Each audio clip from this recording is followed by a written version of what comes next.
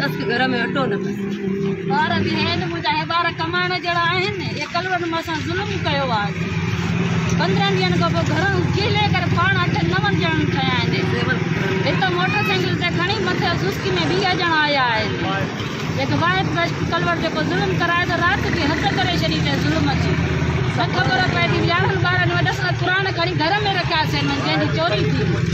त बि मोहित न ॾिनो अथई असांखे मोहित क़ुरान ते पहुचे करे वरी बि असां एफआईआर कटराई अथई जंहिं ते बकराए पियो मारे कुटे उन्हनि ते मथां उहा बयानबाज़ी न कई अथई वरी राति साॻियो मार ॾवराई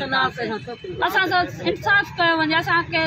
नंढा बच्चा मां कंहिंजे दर खणी वञा कंहिंजे न केरु कंहिंखे ॾिए थो अॼुकल्ह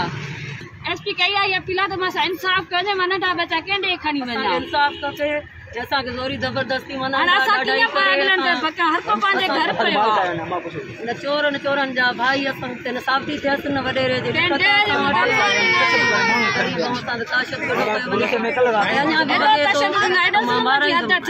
भाउ मोहत वाहिद शबीर ऐं सईद मुजीब असांजो व्यवहार न आहे असांजे भाउ खे कुझु बि थियो असां इन्हनि कोई भराए वठंदा वाहिद कलड़ वठी वेंदासीं जॾहिं फ़ैसिलो असां ते नथो बीहे न असां में न रखणो असांजो भाउ औताक में रखियलु आहे 7 ॾींहं हुते मारे पुलिस जो